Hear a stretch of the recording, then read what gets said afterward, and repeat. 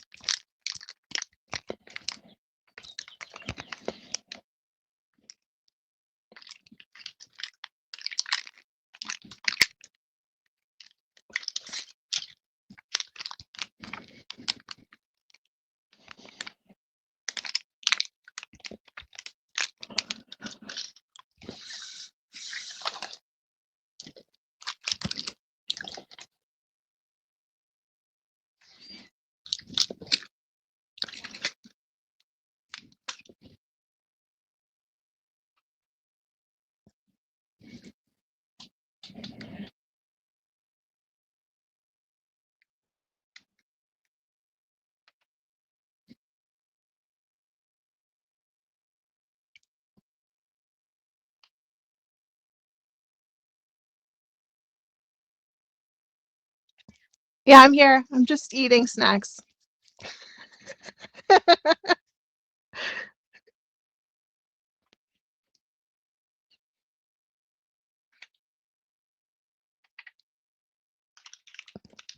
I'm here.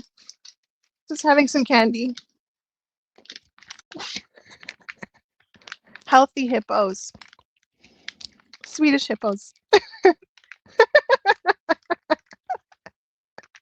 It's supposed to be sugar-free or something. Sweden with monk fruit. And I got this from Staples the other day.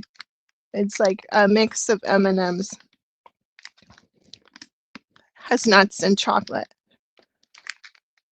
And I got these two. Also sugar-free. Yeah. Yeah. My mom steals them. I put it in this here.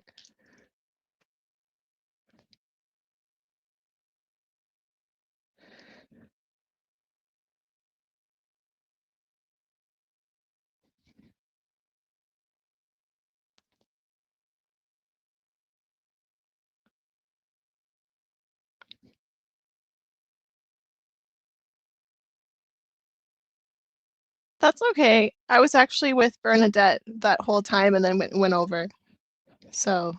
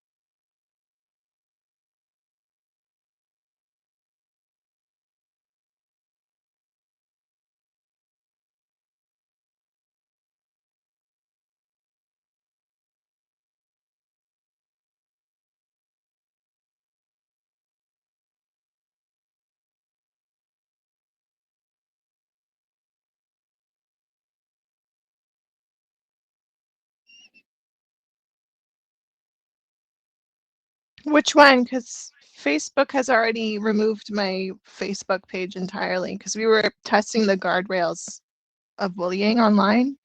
So they closed it down, but I can appeal it. But I'm working with them to figure out how to protect youth from online bullying and suicidal ideations because my own brother had a suicide attempt. So I was kind of navigating that, and I was the captain of the boat here. So I'm trying to help Meta as well how to navigate that.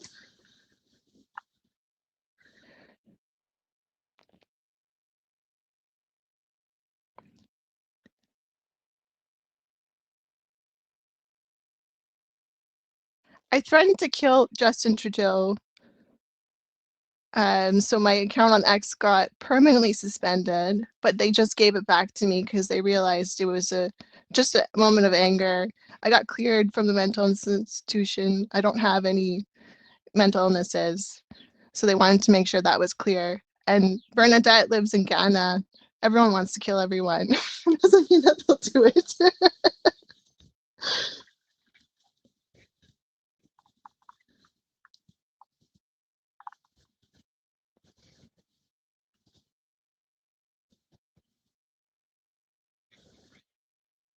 I talk shit about Sheridan all the time.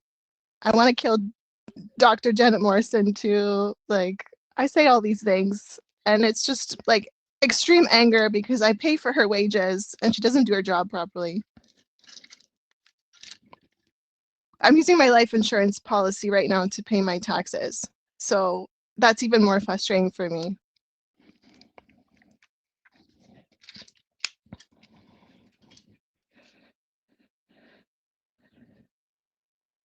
A month?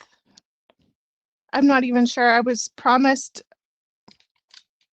like 74,000 a year, and I signed a 2-year contract, and they didn't oblige to it. They what's it called? Didn't follow through contractual obligations.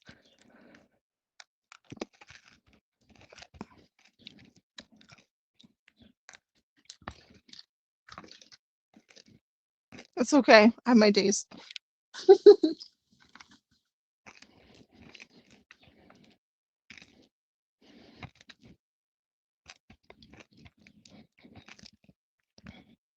I also contributed to the cat pension, and I signed up for their other program, I think. I don't remember. A lot of money got deducted, so I never took home that much. I had plans of staying, and I was told to get comfortable that I would be a permanent employee there. And that never happened. I switched my mortgage. All my payments got fucked up. A lien got placed on my condo. My blind schizophrenic mother had to pay me for my mortgage, and she's on CPP payments. She only makes $16,000 a year. So for her to do that was like above and beyond. My mom worked in immigration for 25 years, and she got bullied there to the point where she's blind and schizophrenic. And they didn't want to pay her either, like I told you on our phone call. And I ripped them a new asshole.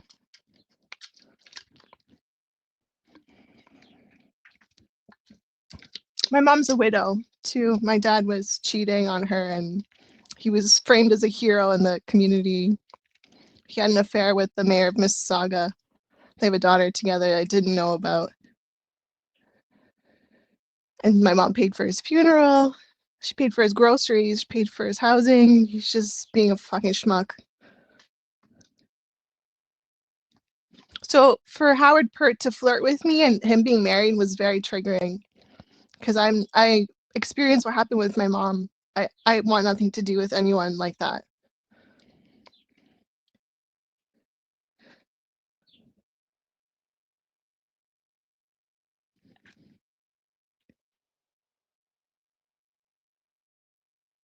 I did feel suicidal. So I almost died during this whole waiting period. So I told you, like, when I worked in insurance, we paid $1 million for deaths in car accidents. So I think 1 million is firm. I could have died.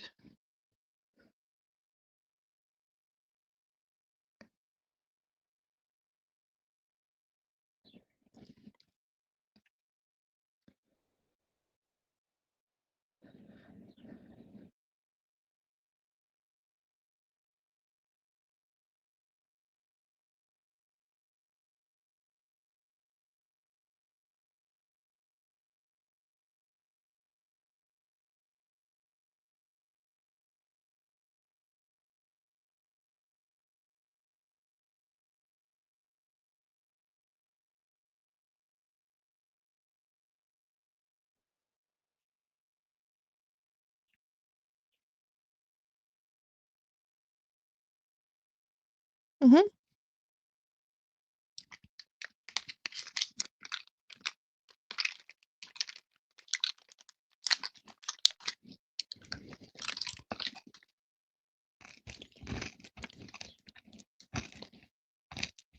I shouldn't pay for anyone's wages that's bullying me and trying to make me commit suicide.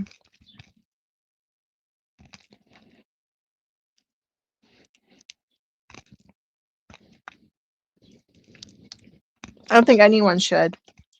And if that's what the college is about, then they should be removed, like shut down.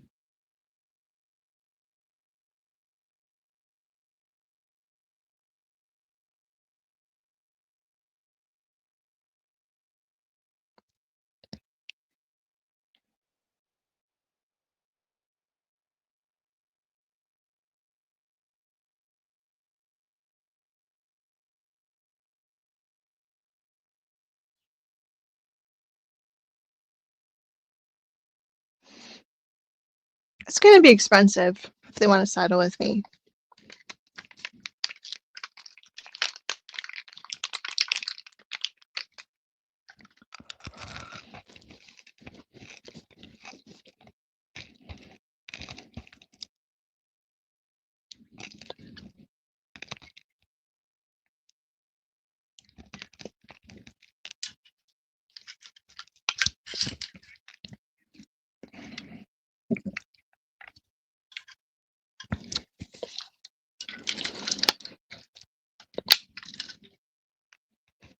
I don't mediate with criminals or terrorists.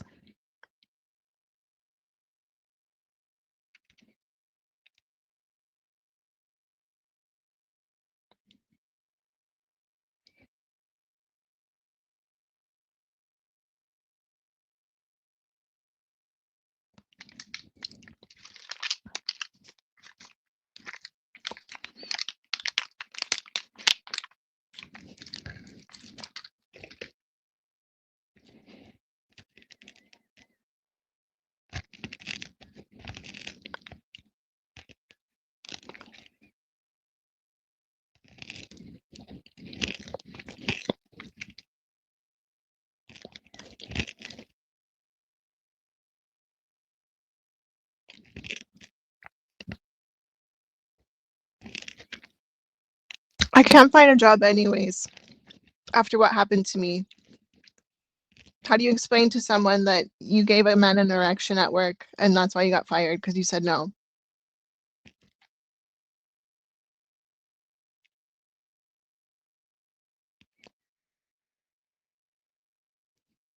Well, it's good.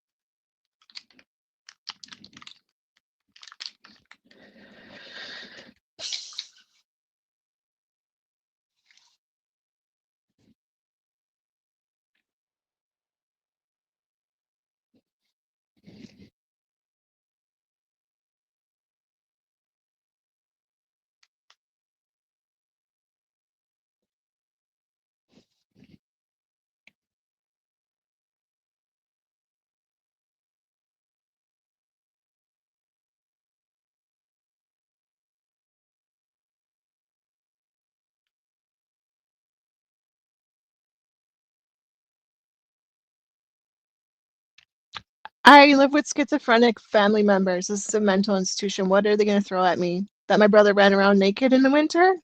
I already know this. I saw it. I witnessed it. You want to talk about it in public? Go ahead.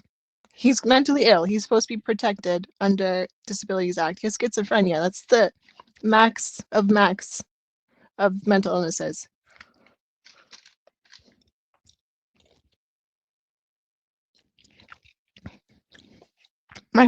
All my family members have schizophrenia except for me. They want to tell me I don't cooperate. I don't cooperate with terrorists or criminals. And like my brother wanted to kill people. He had a shotgun in his room.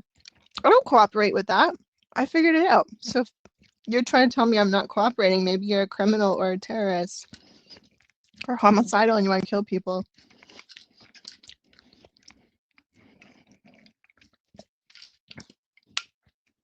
My brother? He spends some time here and sometimes in Scarborough now.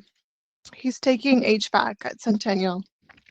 So he has full-time supervision by his roommates and RA. He got kicked out of his first placement where he was living with other roommates because they bullied him too and got him out of there, which in some cases it's fair because he is an asshole.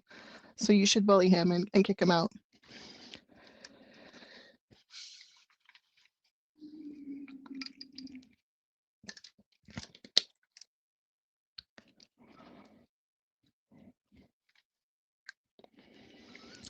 My last manager, DC Con at the Cooperators, he threatened to kill me. He had a gun and he said, no murderers in Vancouver. I will fucking kill you. He wasn't joking. So tell me what else you want to bring out into public. I'm not a stripper. I don't do OnlyFans. I'm not a slut. What else is there?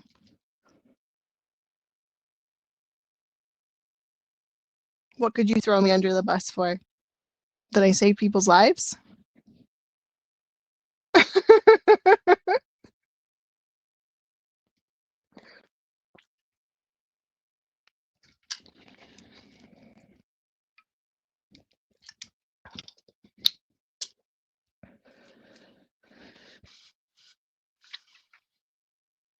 have nothing to hide.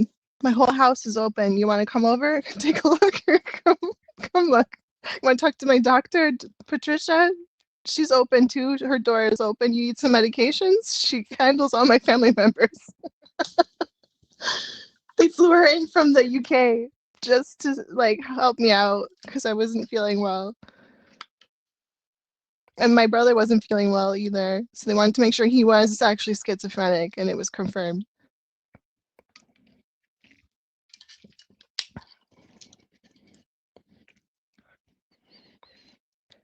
He gets injections. It's covered by taxpayer money. He got kicked out of the States. He used to work at Meta in Silicon Valley for the Israeli Meta. And that's when he had his first schizophrenic episode. They don't provide medications for free in the US. So he got lucky because Trump kicked him out. He didn't renew his visa. So he's very lucky, but he's very abusive to the mental institution psychiatrists. They called him Adolf Hitler when he was kept there for safety reasons. And he's not grateful. He doesn't know how much that medication costs. It's like $1,800 each time he has to go, and he goes once every 3 months. It goes in his ass. He threw dog shit at my face in November. I told his doctor. We have frequent conversations, him and his psychiatrist, Dr. Ahmed. He tried to throw me under the bus the other day, saying that I was being mean to him. And he was telling me that he bought me some gifts and that I owe him something. And Dr. Ahmed immediately shut him down and said, you don't talk to your sister that way. Gifts are freely given. You're not allowed to manipulate her that way. I'm constantly getting this every day I live here. I'm not getting paid for it. And Dr. Ahmed knows this. And he does this full time. This is his job. He knows how stressful it is. I am the only doctor, the only nurse here. And I deal with the police often. They arrested me because I wrote something on Facebook too, just also testing things on there for freedom of speech. And my mom called the police on me and got me formed. And they almost killed me while they were arresting me.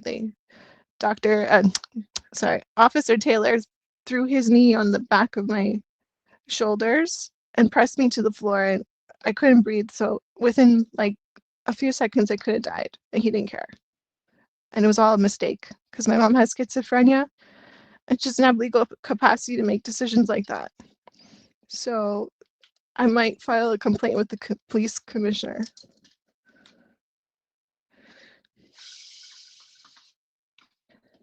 That was August 27th of last year. I was staying there for 48 hours for observation. They cleared me of all mental illnesses. But I got free food, free stay. It was like a very ugly hotel. The showers weren't working. And the guests were really strange. There's one girl, Isabella, she lives there permanently because her mom doesn't want her at home at all. And she's just like a bundle of energy. She should be in the circus, but she lives there permanently. I shared pizza with her.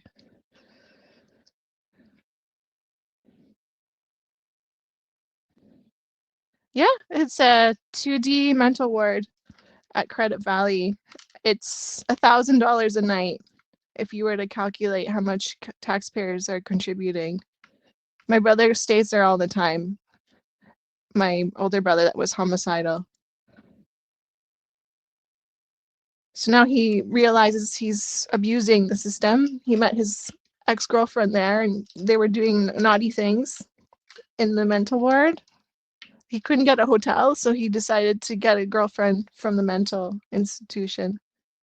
She has borderline personality disorder. She cheated on him with everyone in Mississauga. Yeah. So free hotel stay for some people. A lot of homeless people stay there too because the homeless shelter is full. I met a woman that's a Portuguese chef for a Caribbean restaurant or something. Her partner was Trinidadian and they were both chefs. And he broke up with her and then she became homeless because they couldn't afford their bills anymore. And she stayed at the mental ward. She told me at 6 p.m. I have to leave here to make sure I can go to a homeless shelter and get a bed. It's first come, first serve. So that could have been me.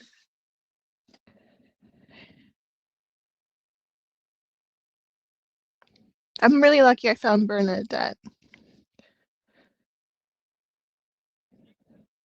Places for students. I put an ad up. I wasn't feeling well. I was really fatigued and things were happening here and I was still dealing with my abusive ex-boyfriend. And for some reason I matched with Sheridan. So Bernadette was going to Sheridan. And that like fucked me over because I really liked her, but I was like, why are you going to Sheridan?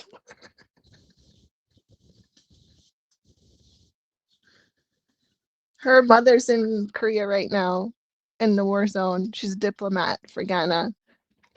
And her dad is an ex-colonel, highest ranking in Ghana. He's killed people, many people, and he got rewarded. And he retired from that position. And then he went to workplace health and safety for gold mines, Galliano in Vancouver. And now he's officially retired. And he's back home with her brother. And she's leaving on June 20th to go to her grandmother's funeral. She just died from diabetes. And they freeze the bodies in Ghana because everyone in Ghana is spread out in different war zones. So it takes years sometimes for them to come back and all get together for the funeral. So I asked her, I'm like, have you been to Disney World? And she's like, no. I'm like, Walt Disney is still frozen. And she's like, what? All these years he's been frozen because he has cancer. And they wanted to find a cure for cancer and then like unfreeze him. And she didn't know that, but she's like, that's very normal in her culture to freeze bodies. So it was interesting.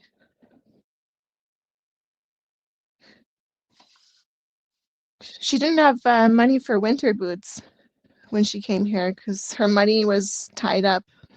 Her parents were paying for her accommodations and other things. So she walked in the snow in like regular shoes, and she said it was too cold here.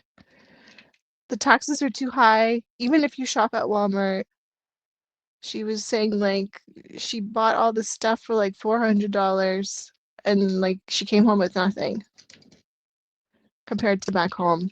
Like they don't do taxes, they don't have credit cards, they just use cash and debit.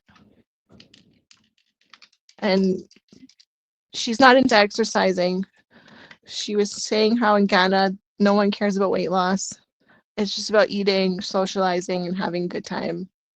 Because the bureaucracy there is even worse. The economy is also horrendous. So she's like, I don't give a fuck about anything. I just want to like live a good life and not stress too much.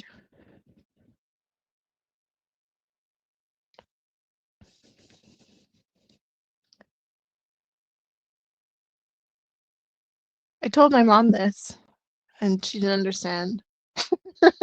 She's just, how do you not stress? Life is all stress.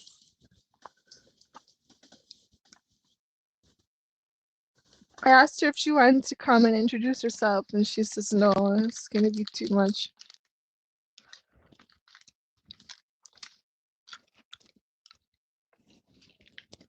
She physically assaulted me the other day. I called the cops on her, and they wouldn't take her away. I don't know why.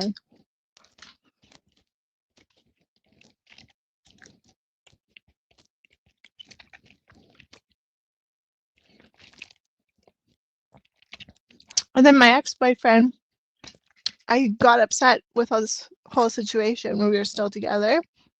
He wanted to send me to the mental institution too because he didn't like the way I emoted. I told my mom this, and she's like getting really upset. She's like, no, I'm going to send you to the mental institution.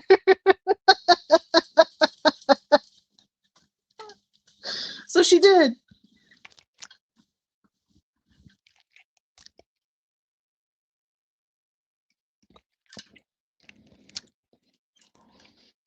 The mattresses there are horrible.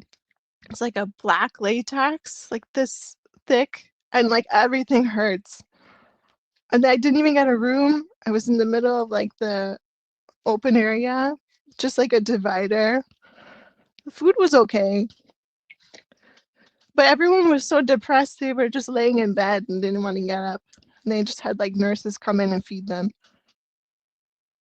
One lady was Indian with her partner, her husband, their older couple. She signed up for shock treatments like years ago. That's how big the wait list is. And she says she can't sleep after her trip to Thailand with her husband. Like it just, her sleep stopped. And now she gets shock therapy. She was getting it that day I was there. And she was really excited for it. I was like, you're excited to get shocked?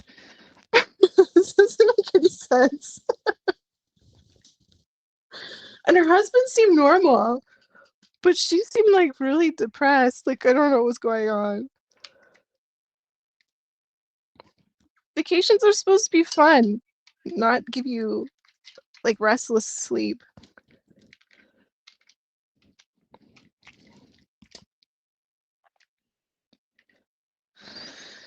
And then there was this other girl that was there because her mother-in-law sent her there and took away her children.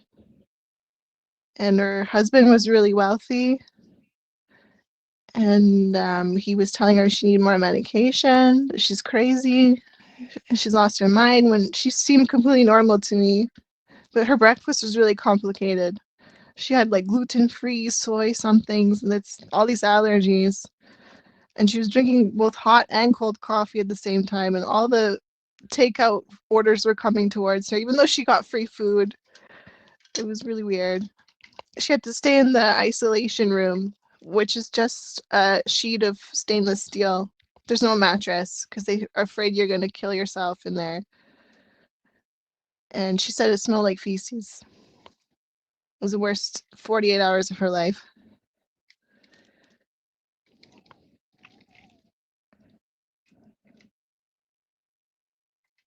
I told my students this because I'm also mentoring students from Ripen, and they were shocked.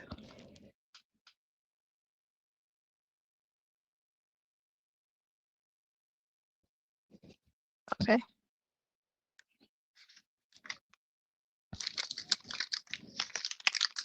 Mhm.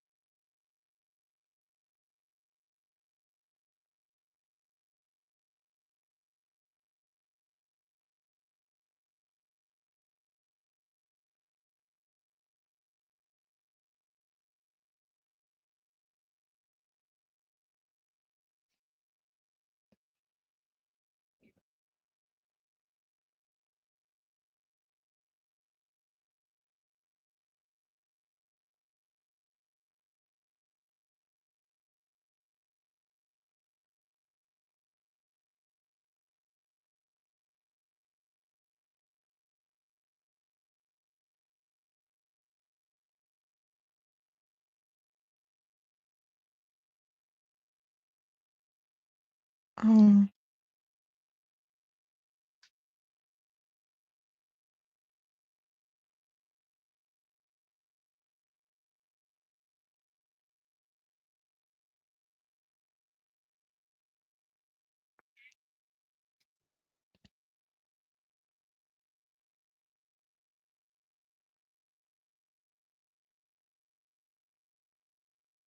Hmm.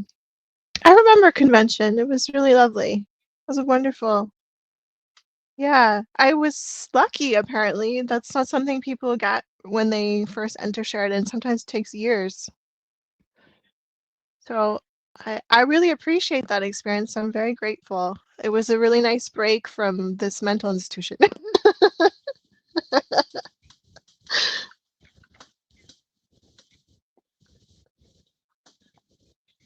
Mhm.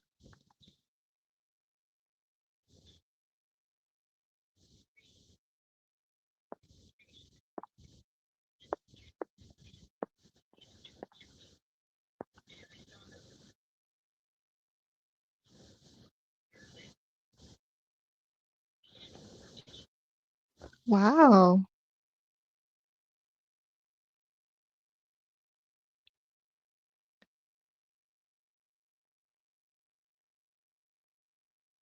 Oh,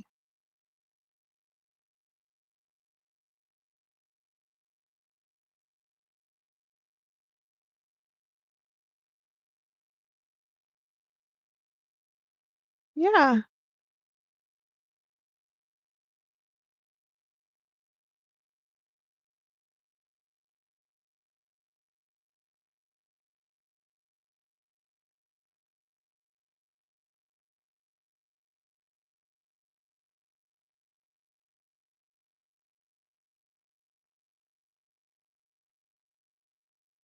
Oh no.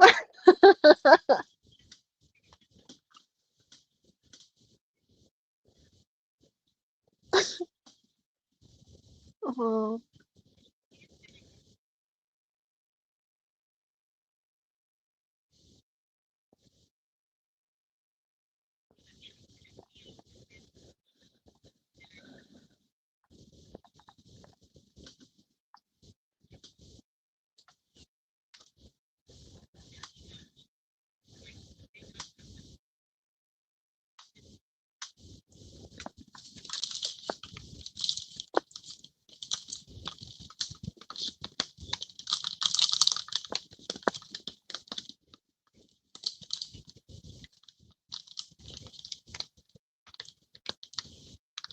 Hmm.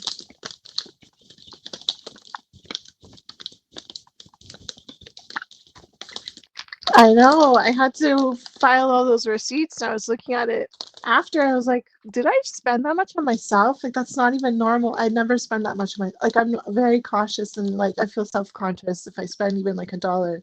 So now I'm trying to like just live a little bit more and like treat myself. Like, I treated my mom yesterday to DoorDash.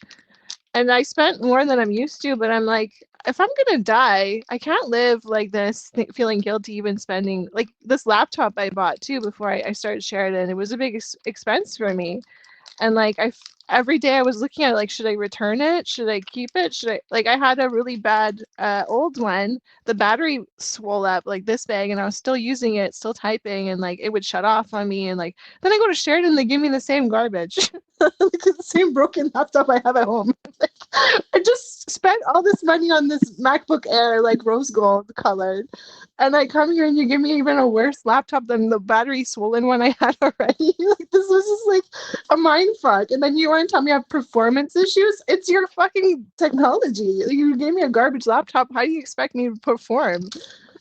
And that you can't throw that in my face. Like that to me is like like I will form that individual myself. I'll send them to the mental institution. Like, what did you just say to me? But yeah, I remember that experience. It was so nice. And everyone was super friendly. I made so many friends, like strangers that became friends. And I remember even calling you that day. Everyone was so open about like, communication and like talking to people and like getting to introduce one another. And I thought that was so nice. Like, that's a sense of community right there. But I can see the other side.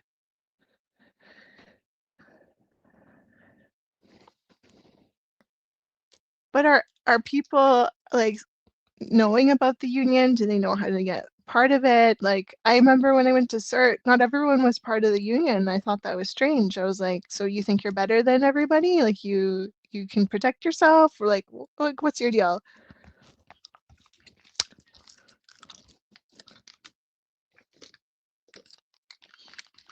Hmm.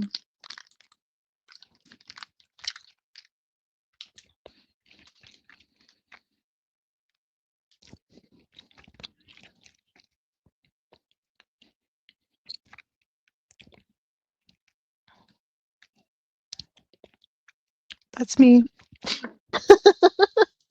That's me. I came from finance, private industry, and they all talk shit about unions. So like, we don't want a union here. How dare you even talk about or congregate with people? It's a big fear.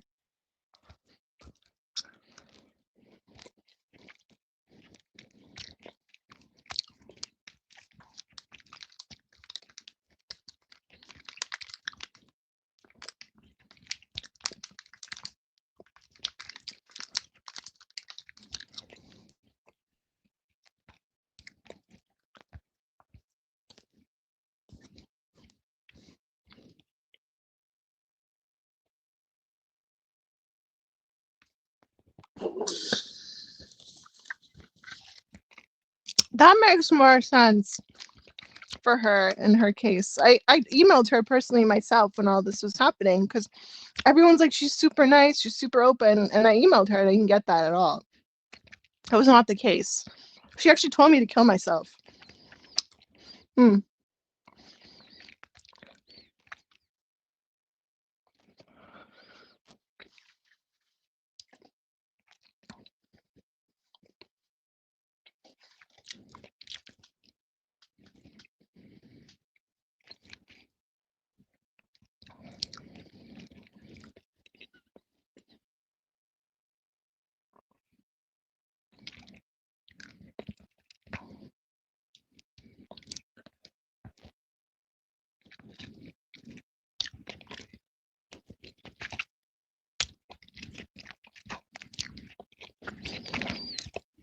I'm in contact with the press, like Toronto Star, Globe and Mail. So if she wants it to blow up even further, I have connections and I can go that way. So I'm not really concerned about what she wants at this point. Like, my life is more valuable than whatever she wants to tell me about her side.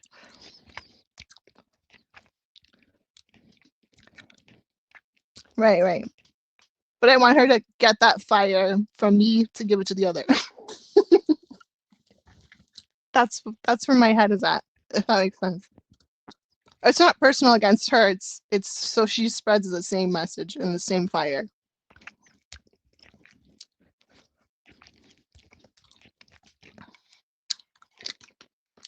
Like, I live in a condo building. Just down. I used to live there. I can't afford to live there. That's where Bernadette was living at the Pinnacle, and they all work in the news. They're in Toronto Star, and I run the group there for the whole building. I have 458 people that live in that building that I manage, and they're all in high positions, marketing, in the news, different, um, yeah, news stations, newspapers, pharmaceutical. So I wouldn't really mess with me if that's what they want to, try to push me on. I'm not a pushover. I know my worth and I know who knows my worth. So if they even try to mention anything that's inappropriate or, you know, not acceptable, I will let them know because that's not how I play. I don't play like that. So I'm free to speak as I want, as the police officer told me. Officer O'Reilly says I have the right to freedom of speech. I'm allowed to voice my anger in whatever way I want to, as long as I have a clear mental health record, which I do. So those posts will stay up until I'm satisfied with the settlement.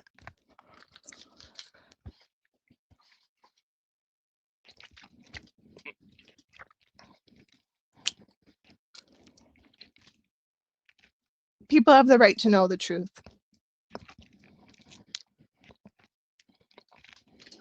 If they want to kill me, I'm not afraid of that either. Someone already tried to do that multiple times.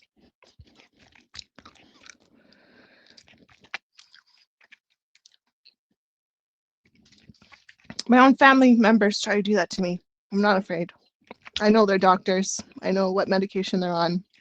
I know the police officers personally now. And I can also get a gun. I'm allowed to have a gun because I'm cleared, and I can get a license for firearms.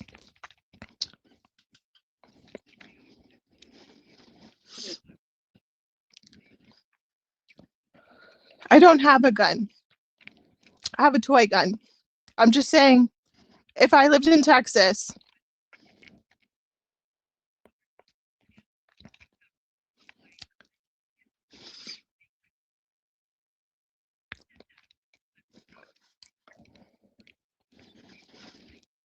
but that's where I want to also divide. I'm just saying, these are the realities of life in the world. People do own guns. I don't have a gun, but I'm allowed to own one. And my manager, DC Con, has a whole room of guns under his basement. And he was very open about this to me. He threatened to kill me. So why is it that he can say that to me as a man and I can't say that as a woman? He's mentally cleared. He has a mentally cleared record. He has a firearms license. I can also have the same, just to be equal. I reported to police. They said there's nothing we can do about it because he's part of a gang. Police and gangs don't get along. There's things that are happening all the time that are illegal with Hells Angels. Please don't get involved.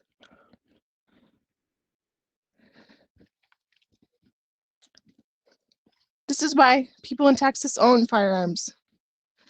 Police don't do anything. Same thing in Chicago. My family members live in Chicago. They wake up and in the morning there's a gunshot through their Toyota Camry. It's just a normal morning. And they go to work.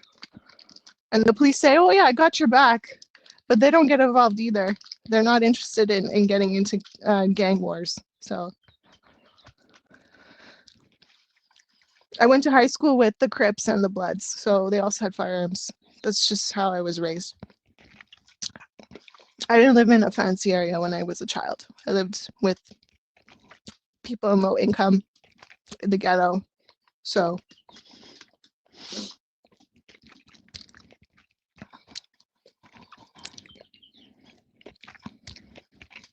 my escalation is bringing this to the news. So that's my only point of contention at this point. But I'm just saying there's a reality that we live in every day. People do own firearms. And I know because my brother had one in his room and he wanted to kill people. And he voiced this to me. He said it very clearly. So I got rid of the guns immediately. This is happening in the States too. Kids are going into schools killing people. So I don't know who's taking after that and looking after that, but I've already dealt with it myself personally.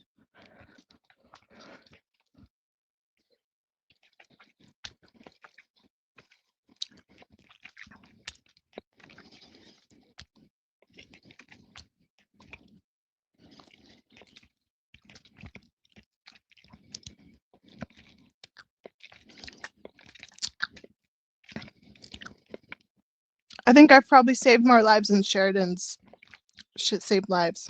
So many international immigrant students from India have committed suicide on the campus, and I know this for a fact.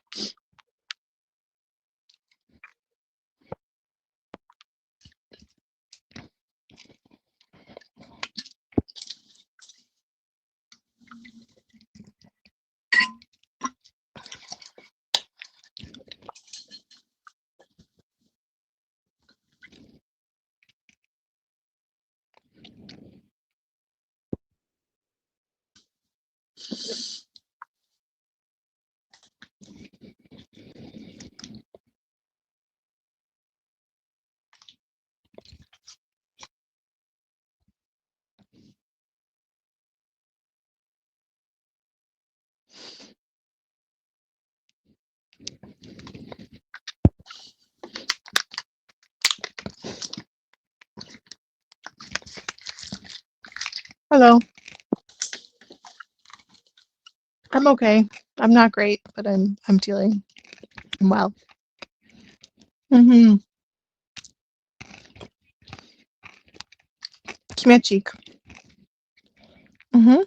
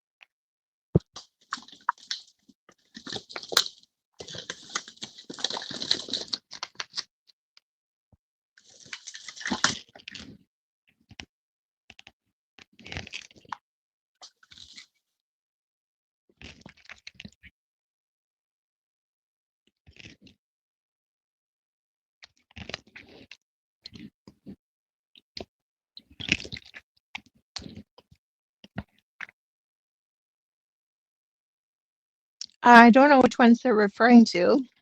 That would be my main inquiry here because I have many different social media accounts. Um, talk about the college all the time. So express myself freely because, as I mentioned to these lovely people here, freedom of speech is a right every Canadian holds and is allowed to use to their full advantage. And that's all I'm doing. My mental health record is clear. And police officer told me the other day, O'Reilly, that I have the every right to say what I need to say, and especially if it is something I need to express that is my truth, then it's not illegal.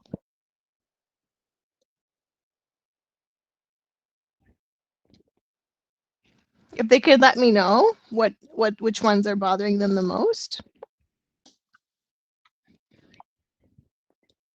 They're all negative.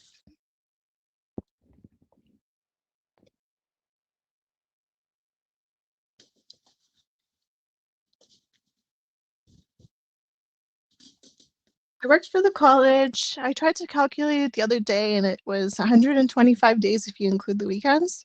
So it was about just short of the 6-month probation period by a couple of weeks. So from January 3rd to May 3rd was my tenure when I had a contractual, sorry, I can't speak, contractual obligation with them for 2 years and they didn't fulfill it.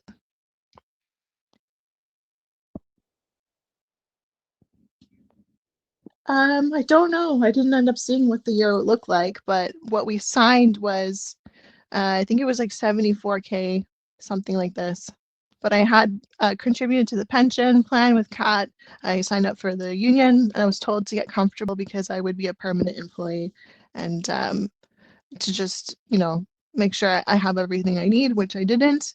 And I expressed this, and as I expressed it, I was told that I was being uncooperative and not performing well when I didn't even have the right technology or resources to begin with. They gave me a really old laptop that was shutting down and overheating, and I went to the IT department and they said they have nothing to do with this laptop. It's part of CERT Center. CERT Center is completely independent. So I went to the tech there and he says, this is the only laptop we can give you and it is broken, but you'll just have to deal with it and still work. How do I do that? So if you want me to take that down, I mean, I'm just telling everyone what it's like to work there. At least my truth of what it was like. It was like working in a third world country.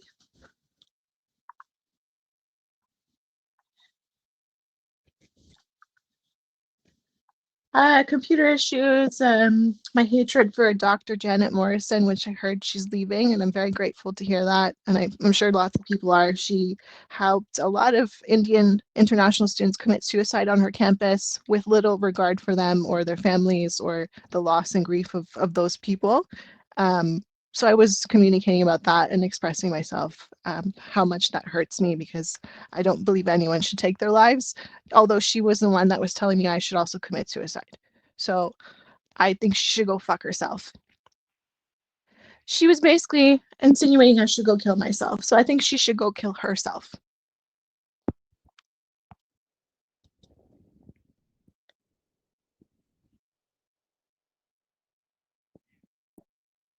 Just expressing my anger because I think that I paid for her wages for far too long with my life insurance policy, which I'm currently using for all my expenses today. I don't have a job. I can't find a job. And I've paid for her wages for how long she's been in leadership. And I think that is a disgrace to the Canadian people and a disgrace to my family members, everyone that I love and cherish, and international students that are coming here expecting to have a good life, expecting a good job, and she lied to them blatantly. She used unethical marketing practices, and I think she should go to fucking hell.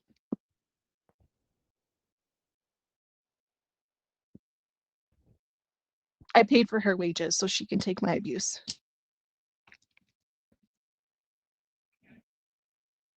She's paid for with the tax money of Canadian citizens. And I think if more Canadian citizens were aware of what her behavior is like personally, not publicly, she's very professional. She wears skirts, she wraps herself with blankets to seem nurturing. But if you actually meet with her individually, she's a complete fucking psycho.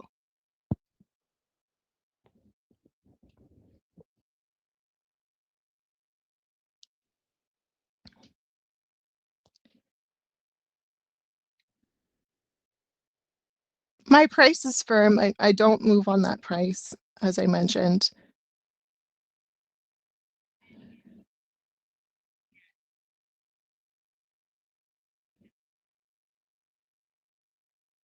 such as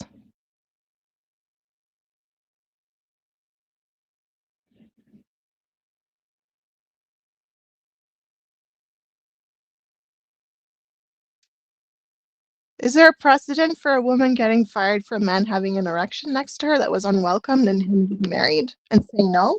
Because that's what happened to me. If there's precedents for that, then please let me know. I'm not interested in his erection.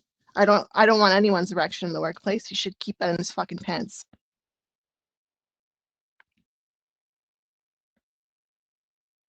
That's fucking public indecency and that's a crime. I could have called the cops on him that day if that's what he would have wanted instead. And I could also form him to the mental institution because no one in the mental institution is having an erection.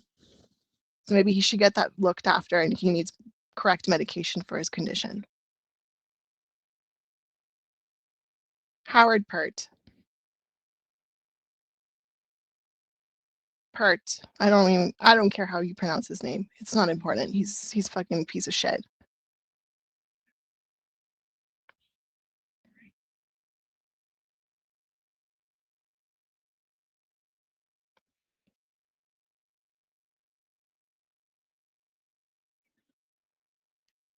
His He had a contract for 1 year and he was covering a mat leave for Bronwyn. So I think he just finished his contract and he moved on. He works at Honeywell in Brampton. I've contacted their HR department to let them know what type of person they hired. He does this a lot. He jumps around from job to job and he causes chaos and havoc and fires people for no reason because he's got a big ego and he thinks he has a big dick, but he's never met the Colonel William from Ghana, so he should go fuck himself. He's never met my tenant's father. He's a fucking military person from Ghana. So if he wants to have a conversation with him, he might bring his gun.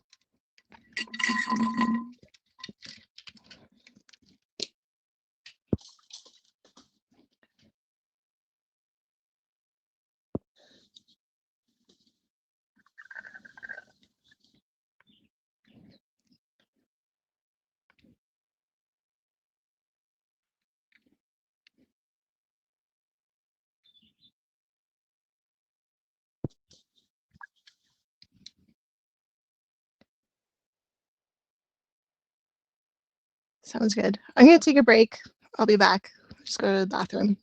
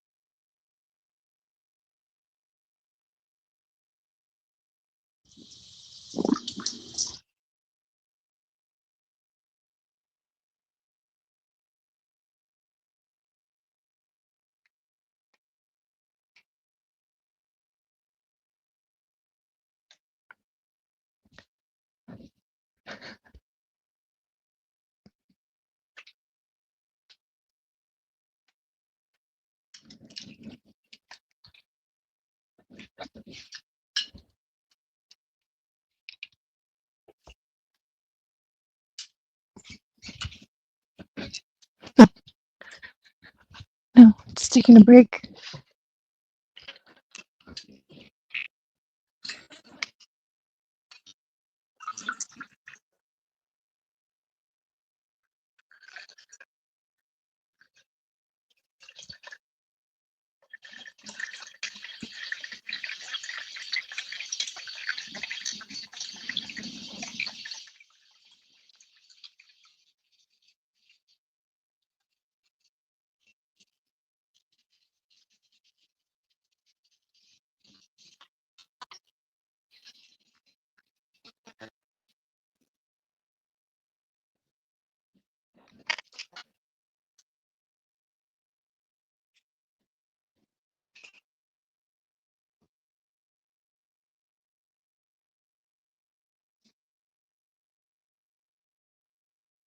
Hey, Meta.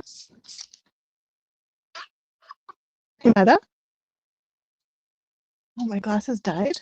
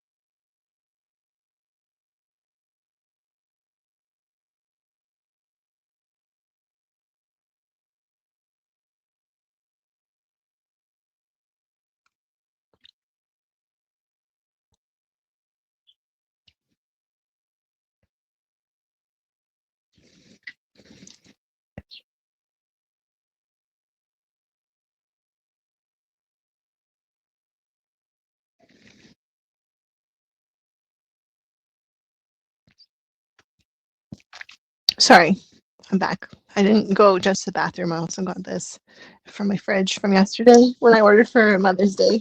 I bought all these like weird drinks. I don't even know what I was picking, but I was really excited to try out the service.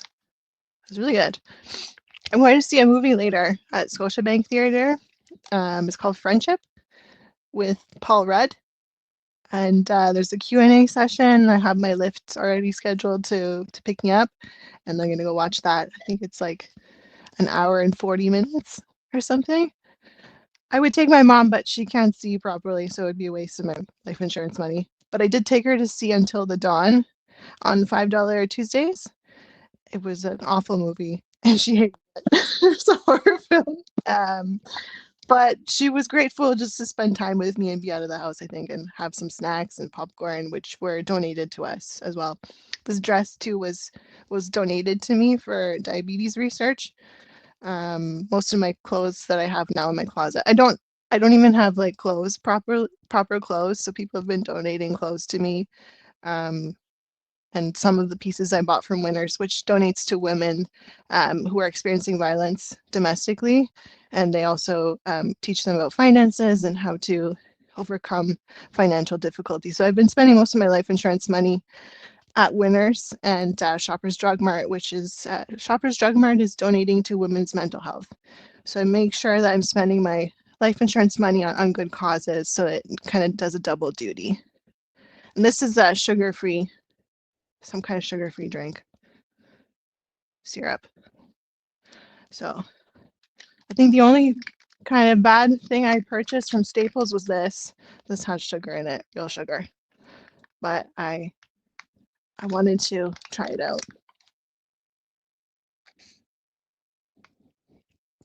Has all these weird, brilliant blue, sunset yellow, allura red, tarzatine, ingotine. I have no idea what those ingredients are, but we all live once, so fuck it.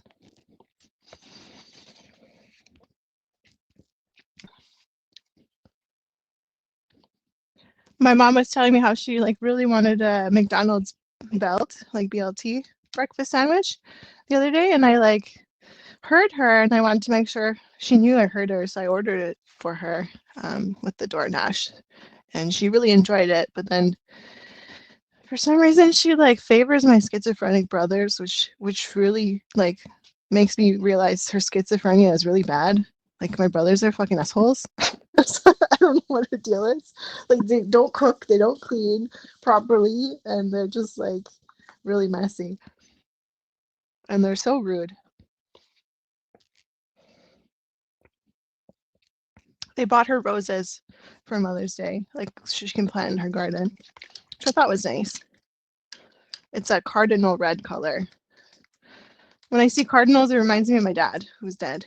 But Yeah, it's like he comes to visit me as a cardinal. So these roses are cardinal colored. I don't know if my brothers did that on purpose or they just found it randomly. They also have schizophrenia, so I don't know what their brain is doing to them some days, but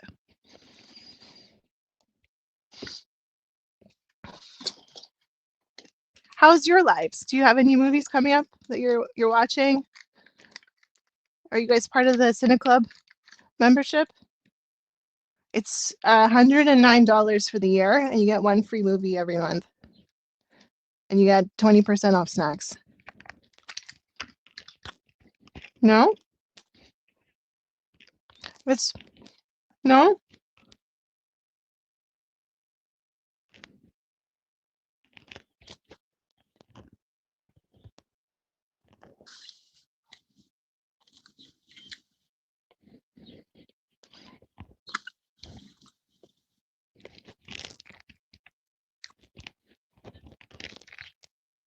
Mm,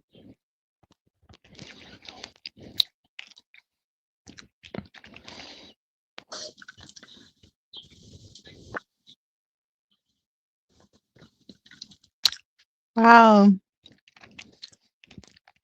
wow. Yeah, I just signed up under my dog. My dog is like a pet influencer. I'm trying to make money in influencing because I feel like I'm not going to find a job at this point. I've already accepted that.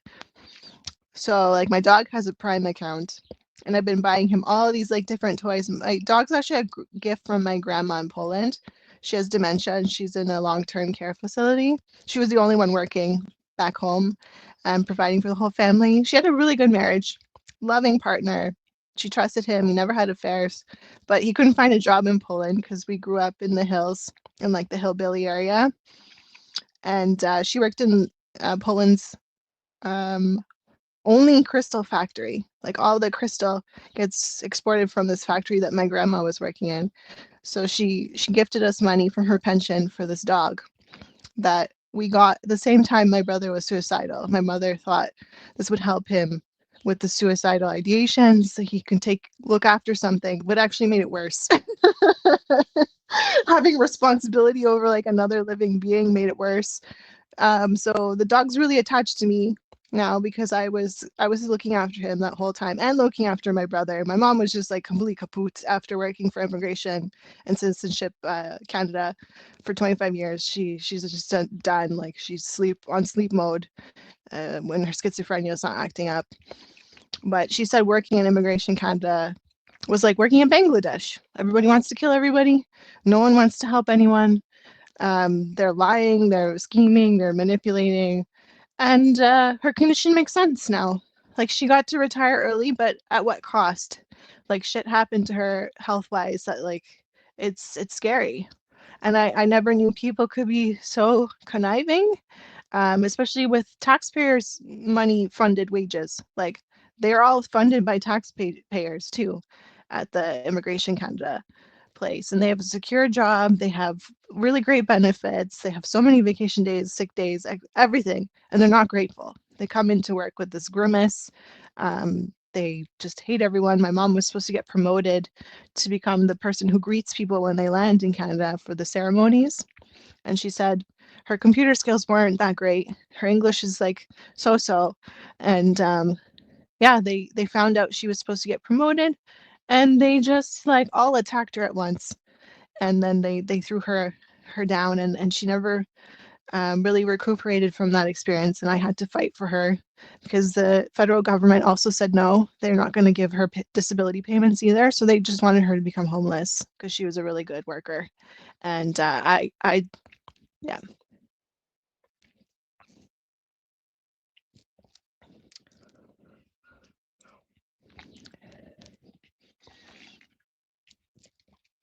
Okay. So yeah, I don't know what Sheridan is like in comparison to my mom's experience, but then I heard about Bernadette. Bernadette, it's regulated in Ghana that every university student has to go into public service work after they graduate. So she worked in like something similar for the public service of Ghana, and she was like, it was horrible. Like people, she had the same experience as my mom, but it was like 10 times worse because the men in Ghana are all psychos. Like she says they would slap your ass and like laugh about it. And she's like, I didn't appreciate that. And they don't listen to you, they don't care. And she says no one gets fired in Ghana in public service. They just move them to different cities. And that's just like a repeated pattern. And they cause havoc and chaos wherever they go. So yeah, I was shocked to hear that. My mom never got removed once. She stayed in the same office for 25 years. She also worked at Service Canada, so she has lots of friends in the EI service department. So I don't know if that's why I got an exception. I got approved because I was actually paid through EI to go to Sheridan.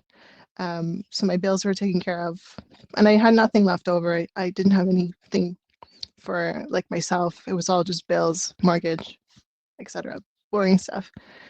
But it was a really great thing that I actually got approved because she told me that the chances of that happening are very slim.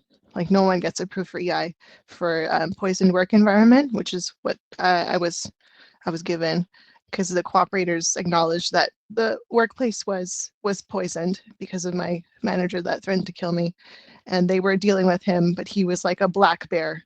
Like you come at him and he just swaps you down, and like he says really inappropriate things.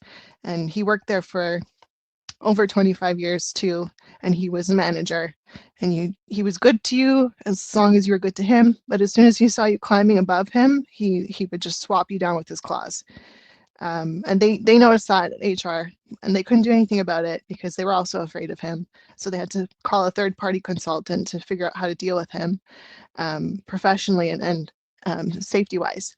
So they figured out a way to do it, and he came up to me afterwards. He's like, because they made him permanent work from home, and he was shocked, and he was like, I don't want that. That's not something I want. I want to come in, socialize, play foosball, because we had a foosball room, foosball table at work. He's like, I want to come in and like socialize with people.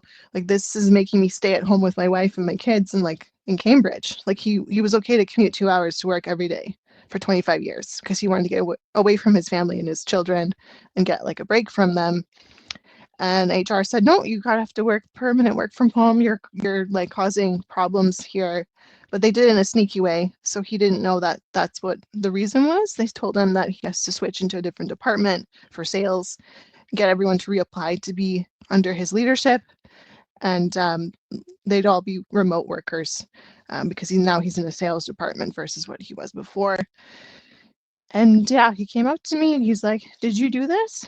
And I was like, I don't even, like at that point, I really didn't know that that's what they were doing to him. But they were very smart. Their HR department's very well trained. They're also, they have a social work background, psychology too. And they're just really kind, honest human beings. And they do the best, not just for the corporate part of the business, but also for the employees, because they actually do build relationships with people, and they see them on both sides and they can mediate appropriately and separate the people that are causing problems versus the ones that are not. So I was surprised when I came to Sheridan because there's no HR department technically. Like there is, but they don't do anything. I reached out to, I don't even remember her name now. She was like coaching me, she was giving me tips, but then in the end she said I was the problem. And I was like, well, that's like two-faced because you were telling me he's the problem and then you're telling me how to deal with it, but then you turn around and throw the gun at me and tell me I'm the problem. Like that's also fucking twisted. So I was shocked because I've never had that experience in the 6 years I worked at cooperators. Like HR was HR, and they knew I was never the problem. They knew I gave so much to the company and that I was contributing above and beyond and over delivering on everything that I was saying. I got an award for my work performance. Like I was shocked at Sheridan. I was like, this is like not good. And finance is known for being toxic. So I'm just like, if finance is toxic and that's my experience, what is Sheridan doing?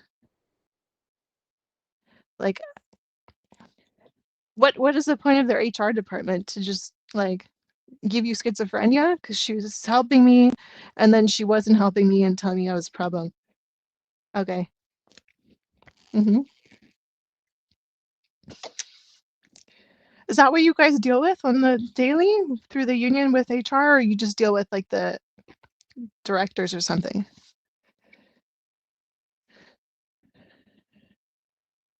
Oh fuck. Their HR department is horrendous. I feel for you. I had a brief interaction and it felt like they were helping, but they weren't. And then they twisted the knife on me and I was like, this is fucked. And my taxpayer dollars also pay for that HR person. Like, couldn't they have like third party come in and do HR for the college? Like, I feel like that would be more useful and helpful if it wasn't paid for with taxpayers' dollars. Like, they should separate those departments or something.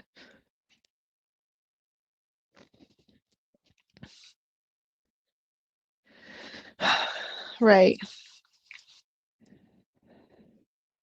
Yeah, yeah. So is it like maybe the individual themselves that needs to be replaced, or they're just so tied up and everyone is shooting a gun at them at their head? Like I don't know where the mentality comes from. Like, does that person have schizophrenia? Or should they go to the mental institution? Because she twisted my words and then made me the problem. And I was like, that's what my mom does at home. Like, does she have schizophrenia too?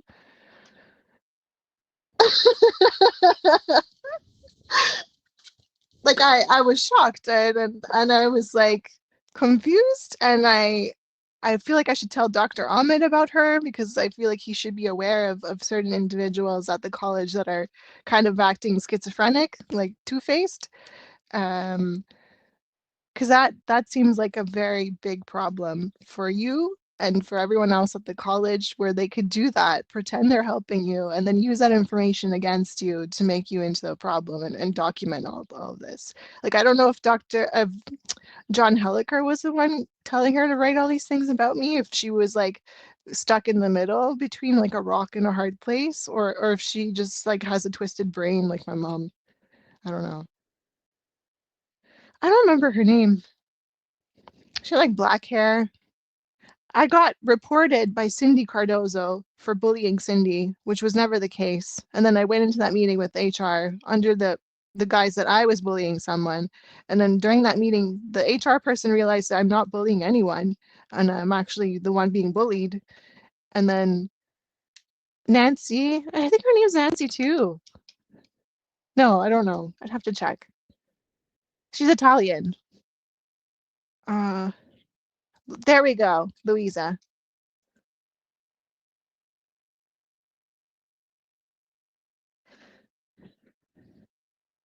Like I felt like she had a good place, but her maneuvering wasn't well strategized. Like she was like trying to do her job so she doesn't get fired, but then she makes the other person into a bad person.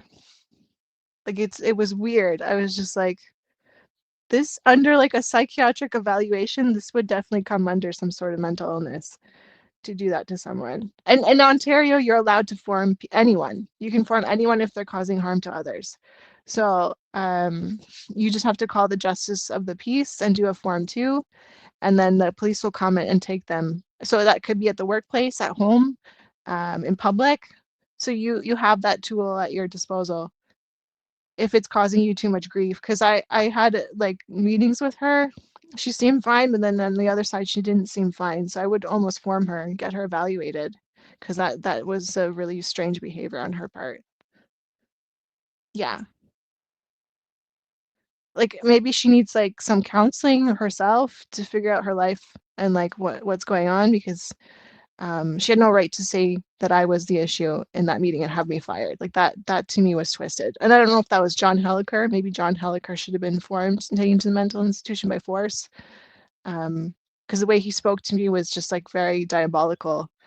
And yeah, I don't know how he's married and how he has a daughter. That to me is like strange. I would never choose him as a romantic partner, let alone have a child with that man. He seems very, very off in the head.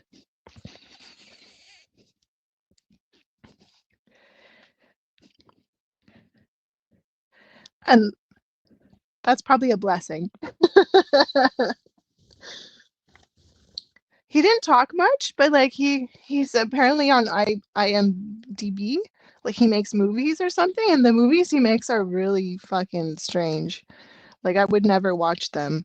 And it shows like he has a very twisted head if he's writing. Like my brother does schizophrenic art, and his art and John Helliker's movies are almost similar. So I wonder if he also has schizophrenia. He had some movie about like wanting to commit suicide. That was a plot because he met some woman, an angel lady that didn't want to date him or something. And the whole movie was about him being like a creeper, like the You series on Netflix of the guy like stalking a woman. That's what his plot was for his movie almost. It was like similar. I read that before I got in there and I was like, this guy is really strange. And then I met him and I was like, yeah, he is very strange. Like how is he the dean of innovation? Like he sounds really creepy.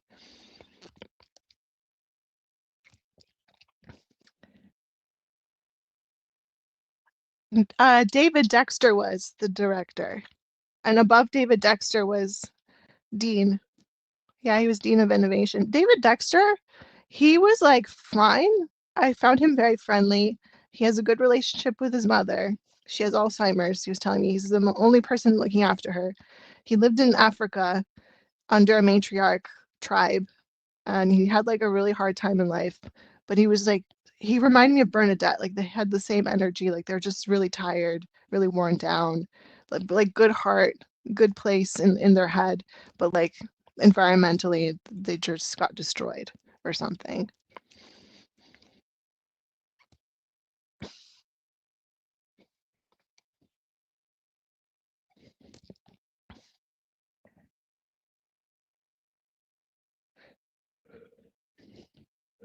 Hmm. Yeah, I was thinking about like a business idea of like before someone gets into a managerial position, they have to go through some sort of like um evaluation. Like John Helliker would have never made the cut in my eyes.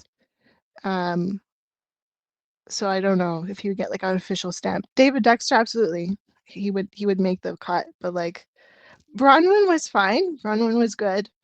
And I think she's just dealing with a lot, like pregnancy wise, having kids and yeah, just dealing with the disrespect. Like people didn't respect her at CERT for some strange reason, even though she like worked her way up, which was challenging. And I don't know if that's because of her gender, but I remember sticking up for her when people would say something to me about her. I said, like, you should just shut your mouth.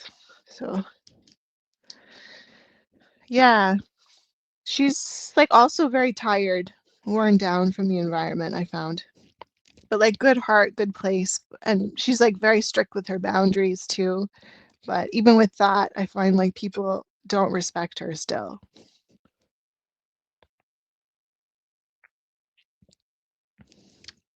And what about Karen Connolly? Is she in Sheridan? Did she move into a different department or no? She came in the same time as Howard Pert, and she was also like schizophrenic. Something was off with her mentally.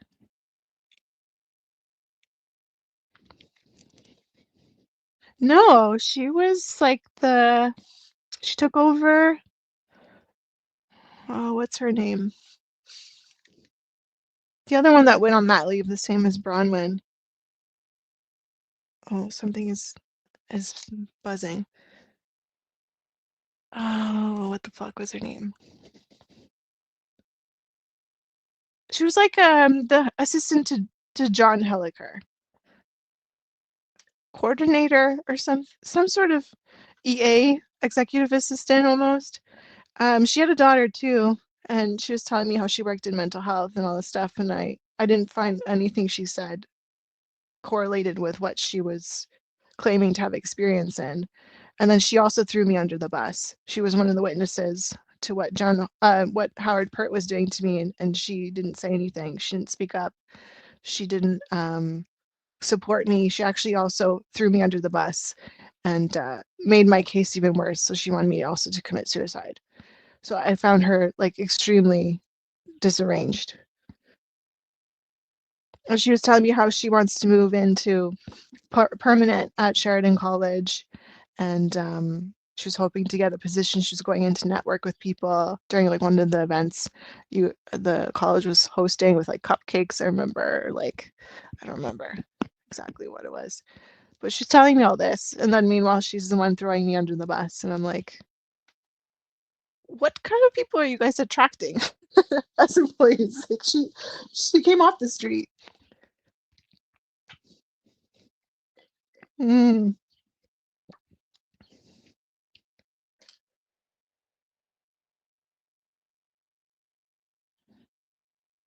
In the private industry, without a union, they wouldn't survive. I don't think. Yeah,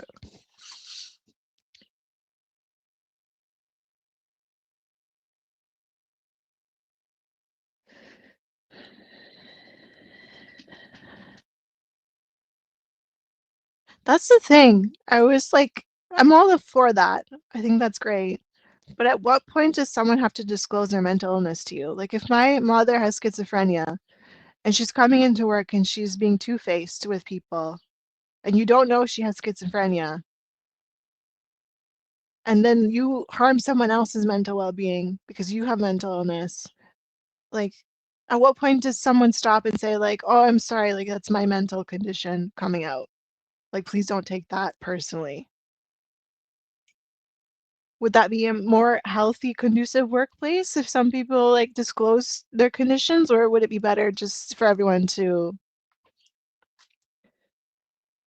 assume everyone is mentally ill?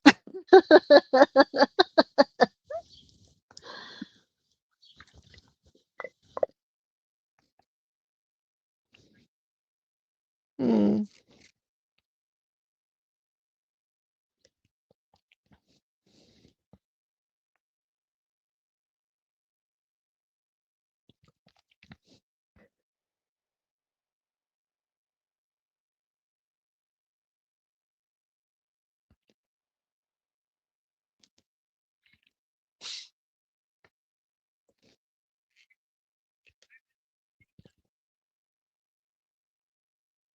mm.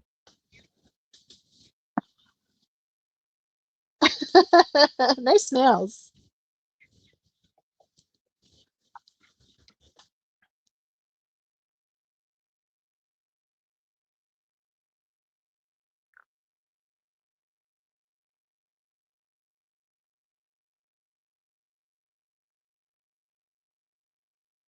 Impairment. Like, my mom was partially blind too, so she couldn't work. My other manager had a fake eye. She's beautiful. She's a very sexy lady. She's married. She has kids, but she has a fake eye. She lost her eye as a teenager, so she had to disclose that to us, but to like get accommodations, like you're saying. But like she kept that quiet. Like she didn't want anyone to know her eye was fake. And you would never know unless you looked at her and you saw that it doesn't move. Like it looks straight all the time. Um, so and I'm like good with her. Like she was my favorite manager that was there. She gave me a really good reference for Sheridan. Um, but like that's a physical disability. I'm talking like mental. Like my younger brother Andrew, he has schizophrenia on his record, medically diagnosed. He was someone's manager. Like he got promoted so quickly to manager, and then he was abusing his staff, and no one knew he had schizophrenia. And he didn't disclose that to anyone else because he uses that to his advantage to harm people. Like he threw dog shit in my face the other day and I videotaped it. He has like moments of aggressive outbursts and anger in like a psycho way. He was someone's manager and nobody knew. He also worked at Meta. They didn't know either that he had schizophrenia. So these people are like getting promoted and like they're not disclosing their conditions. And I asked this to Dr. Ahmed, I'm like his psychiatrist at the Credit Valley.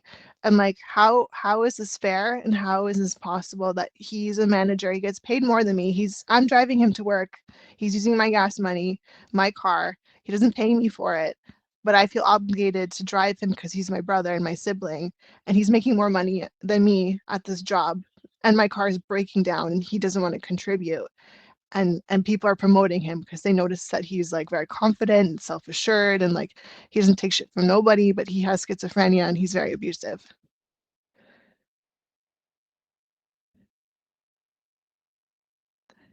Like that to me was twisted. And Dr. Ahmed's like, I hear everything you're saying. It all makes sense to me now. Um, and I'm like, yeah. I'm like, this has been my experience, even just like at regular workplaces. How do I know my manager is not a psycho like my brother? Because those traits are valued and rewarded in the workplace, but he doesn't do good work. You have to prompt him for everything. Like even at home, when I ask him to do the dishes, every day at 7, I have to tell him. He won't do it naturally. And it's not because he knows he has to do it. He just chooses not to do it. And he waits for someone to tell him to do it. And it's exhausting. Every day I tell him at 7, go and load the dishwasher. So now I put like an alarm on Alexa. Alexa starts playing music from the 70s to like kind of like get him psychologically wired, like almost Pavlovian training to load the dishwasher.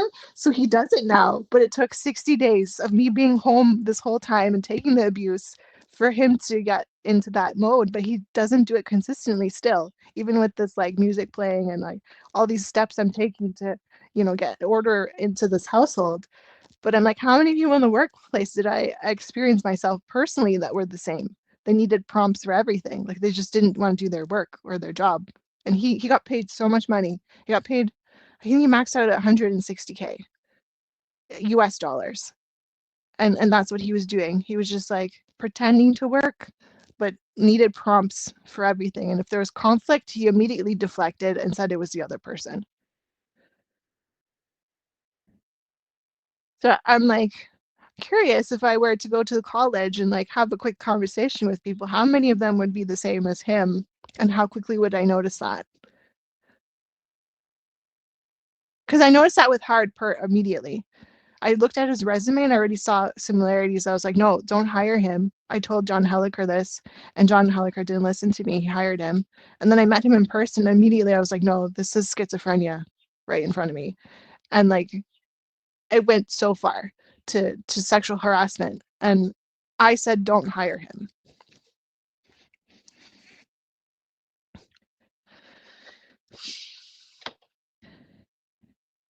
I like your nail color. I don't know if this is like too much to tell you guys, but I feel like a very nice color. But I feel like it needs to be said because I don't know how many more people are experiencing a manager like my brother or like Howard Pert in Sheridan, and like how much that's affecting their mental well-being. Like I don't always feel good. Like right now I'm a little bit anxious, and like I have like I think I have complex stress traumatic disorder or something. Um, and the mental ward said I might have an adjustment disorder, but like we don't know, and I don't want a disability because I work fine. I'm managing everyone here, and I'm not getting paid for it, but I've adapted. I told Dr. Patricia this. She's like, that makes sense because like I'm a doctor. I deal with this bullshit all the time, but I'm getting paid.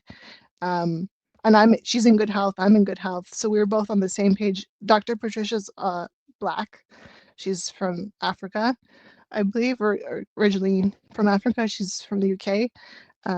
But yeah, we both were like on the same page. They're like, she deals with the same bullshit I do, but she's just a doctor and she gets paid, and I'm not a doctor and I don't get paid, but I'm still managing somehow. So we both agreed that I've adapted to the environment and circumstances.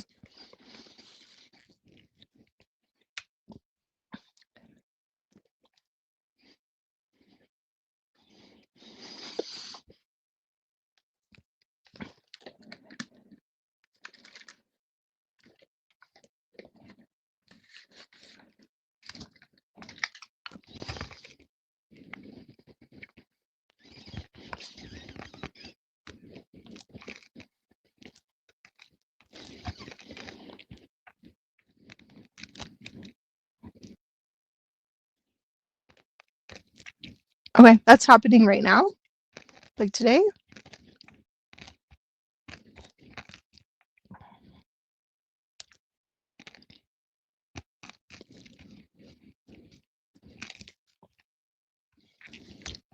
Okay.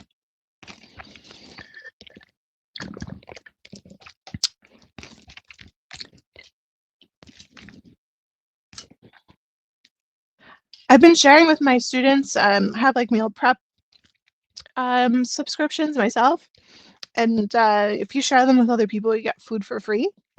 So you might never pay for groceries again if you share it with like all OPSAU members. So I was thinking like how best to help you guys, even just like with the basics like food. So there was a copy in my signature of like freebies, and it includes like stock market, free banking, a whole bunch of different food boxes, DoorDash, these things just to like make your life a little bit lighter, even just like food wise, and making sure you're eating nutritious meals, like healthy, fresh food, because I think nutrition is number one for health. My dad had a hobby farm, so we were like farmers when I was a kid. So I was always eating like fresh poultry and different things. He would slaughter the chickens in front of me as a kid, and that was fucking weird. But like maybe that's why I'm still okay. Like I don't know why I'm still okay. My doctor's also kind of confused, but we're both like she's experienced so much discrimination as a black doctor, a female doctor. So we're almost like kind of looking at each other in the same way. But I think it would be useful for you guys just as a union, maybe to share those codes amongst each other, and like you get discounts, free boxes, and then just kind of swap it out between people. That might be one way to find some equity in the crazy chaos and the stress of working there. And like maybe just figuring out who might be like my brother. I don't know. You can welcome everyone and like be open to people, but also kind of distinguishing between who's causing harm to others. I think that's important because those people will never admit to it.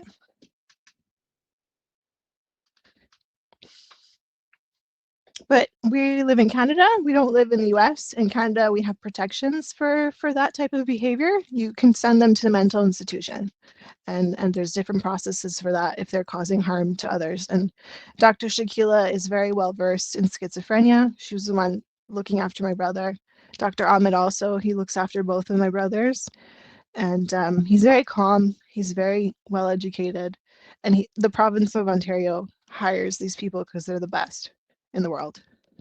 So we can be grateful for that. In the US, everyone is just like out for themselves. Nobody looks after anyone who has mental illness or causing harm to others. So that's one thing I find I'm grateful for, because I think I'm lucky that no one killed anyone yet in this house, and or killed anyone outside of this house. So yeah. Andrew did actually go into Sheridan campus on Mississauga over here one of those days to the business center. He wanted to get help with a business idea in what is it? Sheridan Edge Center? Yeah, he went in there and he was asking for advice, and I told him, please do not go there. Like that place is like not for you, and you shouldn't be opening up businesses with your health condition. He runs an Airbnb, and I think that's safe. That's a safe business because he doesn't interact with anyone. They don't interact with him. He just cleans up their mess and does laundry. And yeah, I think that's a safe bet. He was going to do a laundry coin.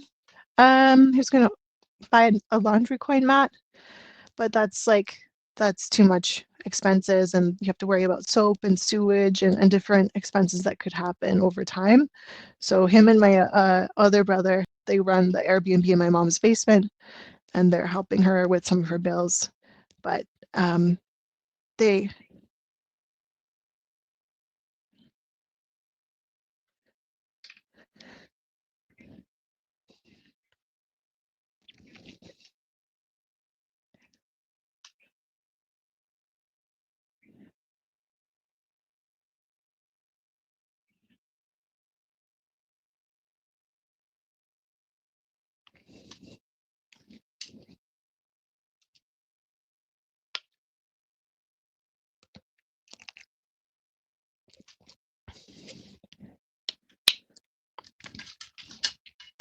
Oh, and I also bought this like black garlic for my mom from the Korean store. It's apparently really good for your health. It tastes like dates. That just reminded me. She really loves them. They're black garlic. They come in like a red tube from Korea. Yeah.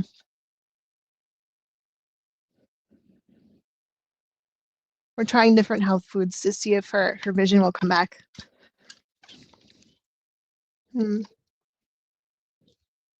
She gets eye injections, also covered by taxpayers' money. The doctor either does laser or your mom too? Oh,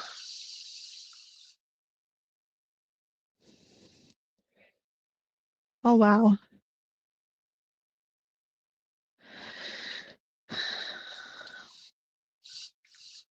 I'm hoping.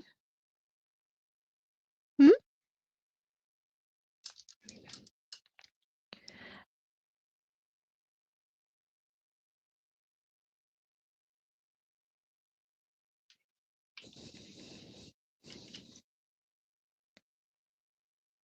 They have some technology for loss of sight, like glasses like these. These ones are the Meta Ray-Bans, and it uses AI to tell you what you're looking at. So I'm testing these out for my mom to see if she could also wear them and help her with like grocery shopping to read the prices and different things because that could be difficult. Her vision's like foggy, like a fogged mirror. I don't know what your mom's is like.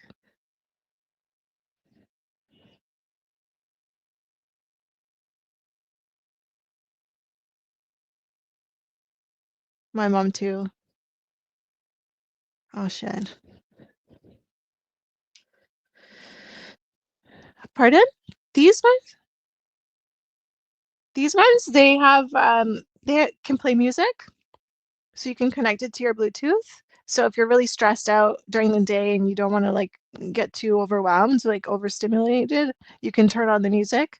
It also has cameras on it, so if someone's talking to you and you want to record what they're saying, I don't have it on right now, but like let's say you're in a situation with this schizophrenic or a narcissist and they are lying blatantly to you, you can record what they're saying. You can take a picture of different things as a record picture taking button here. They also just updated them and upgraded them to have AI technology. So you can ask, you can also talk to Meta. So you say like, hey Meta, what's the time? Also takes your phone calls. So you can answer your phone calls from here. You can look at something and be like, hey Meta, what is this object I'm looking at? And then it'll describe it to you. So I was hoping to get my mom a pair of these too, so she can go and do grocery shopping and it can help her. It can also tell you the time, the weather, directions potentially. So it's like a lot of innovation already in like such a small eyeglass wear. My brother was working on a VR headset in Silicon Valley for medical purposes, for surgeries. And it was like a Israeli military guy that was running the company. He was doing cocaine every single day. And I met him and I pulled up in the same rental car that he had permanently. And he got so upset. He's like, what's your sister doing driving the same car as me? And like, he went immediately within the hour and got himself like an even higher upgrade of vehicle. I was like, this guy is fucking weird. And he tore that whole company to the ground. And he had a really bad cocaine addiction. Like he was high every single day and he made them work 18 hours without any breaks for I don't know years like that. I came to visit my brother, he had to go to work and I only saw him for like 4 hours or something because that's how overworked he was. So it was pretty crazy working in that startup. And I'm also not confused why he has schizophrenia now because he was just like overworked.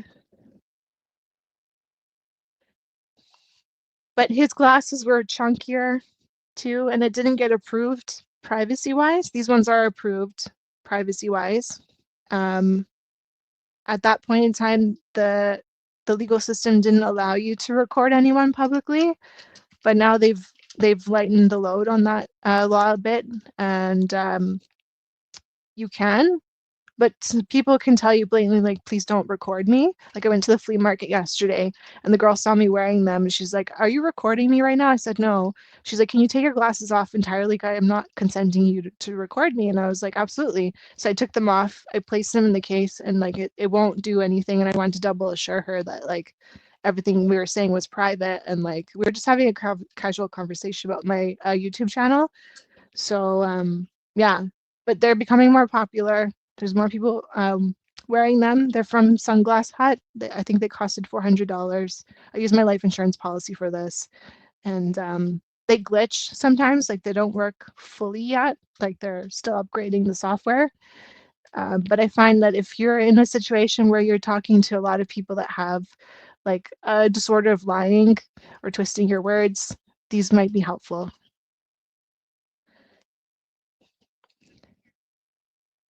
No.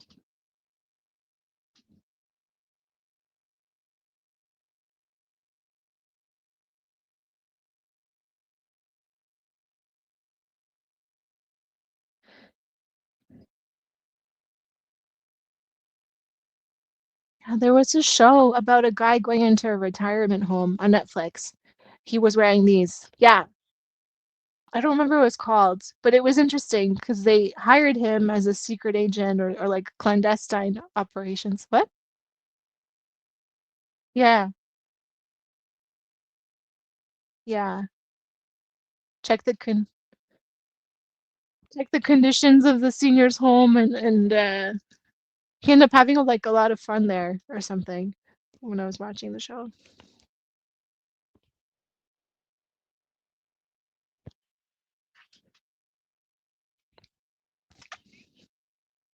Netflix. Yeah, it was on Netflix. There was a character Nancy too. She's doing yoga. And that reminded me of yours for some reason. I was like, is this Nancy Nancy?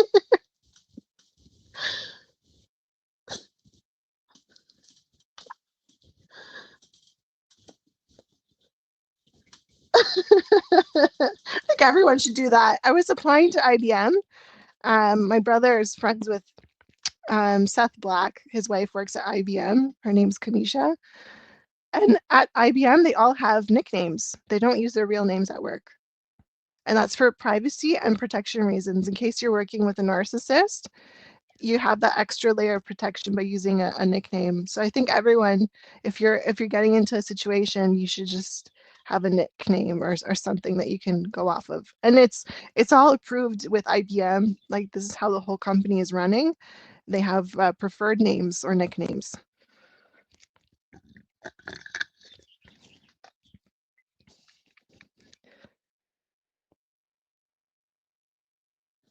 Yeah, my friend had one of those too, and then she would know where that person knew her from because she used that name and she correlated it with the bar or like whatever.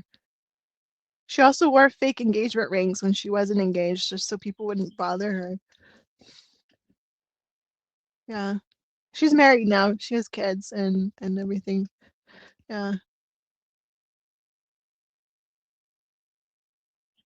I bought these new pimple patches, and one just came off of my back.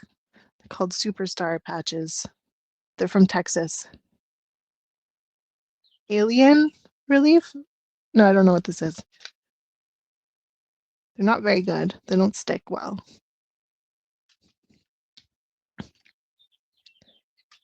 It's for pimples or like any kind of imperfections on your face.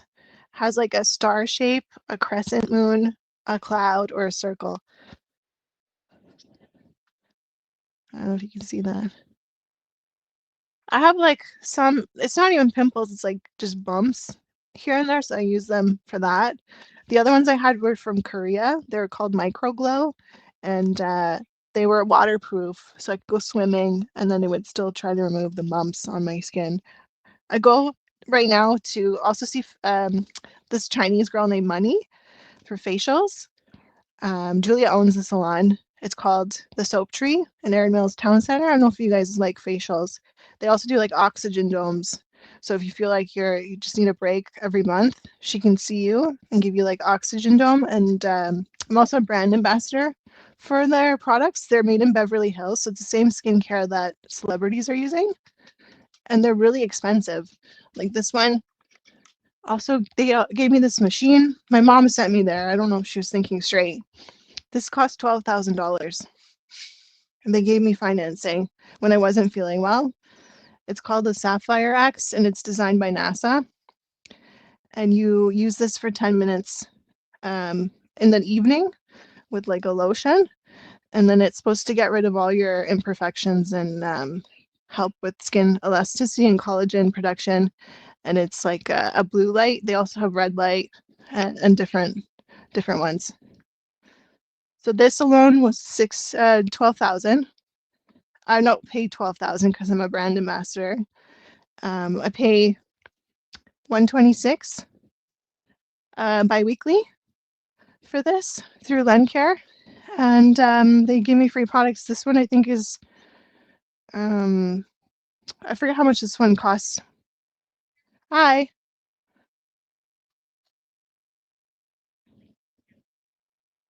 Yeah.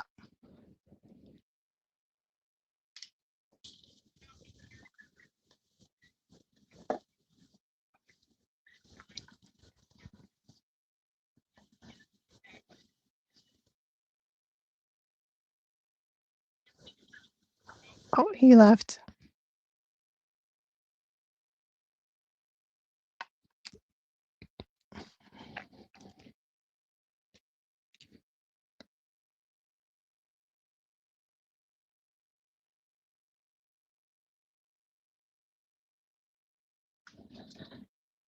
Yeah, she gave me $850 worth of free product when I went to see her last, but I only see her, I'm going to see her again in 2 months. So at first it was once every month, and now it's slowed down to once every 2 months.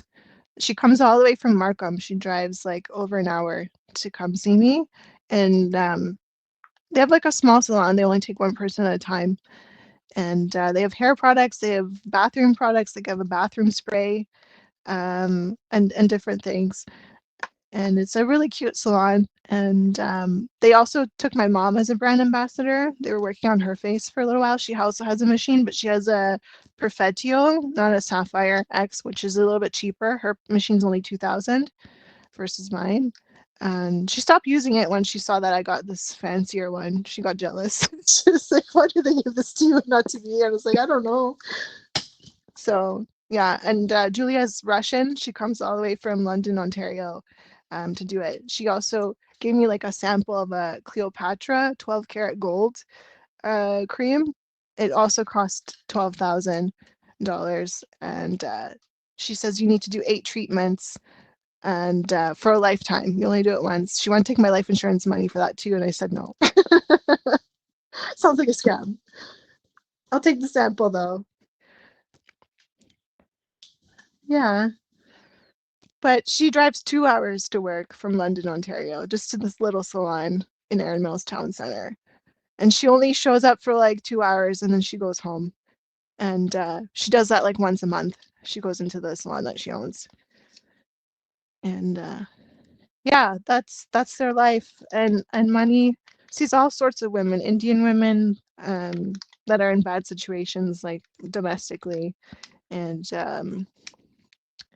yeah, they have all sorts of things, all sorts of people that work there.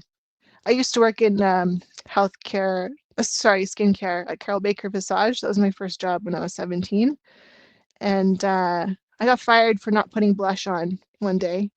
So it's kind of coming full circle for me. I'm going back to this salon for facials, and I used to do it for people. So now they're doing it for me, which is nice. Apparently, I don't even know what that means. She did like a scientific analysis of my skin with like this like machine, and it like checks the moisture levels on each part of my face, and if I have blackheads, how deep are my wrinkles, and how can we improve it using like mathematical equations and different products that they have. Or they design new products every month, and they cater it to your needs. My mom found it. I don't know. She went there once, and they took her in. She gave me the rest of her package because she said she has too many debts still in life, and she doesn't want to work on her skin because it wasn't free. Like I still pay 126 biweekly. through this program, and I think I initially paid like $500 just to sign up for the initial treatment. They do hydrofacials also with a machine, and they do oxygen and aqua pure facials.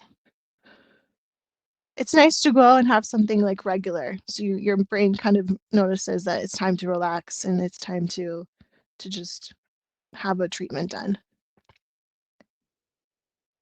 I'm gonna go to the bathroom again. I just drank all this coffee. All right.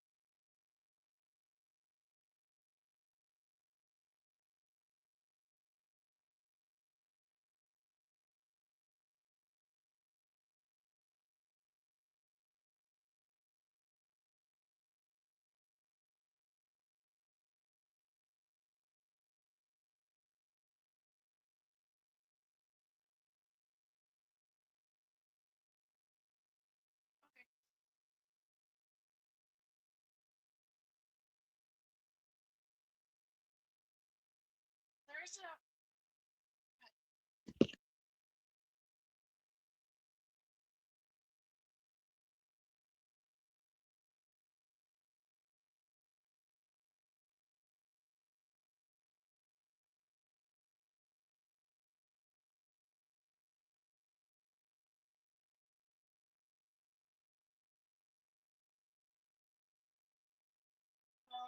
the only other thing is the oxygen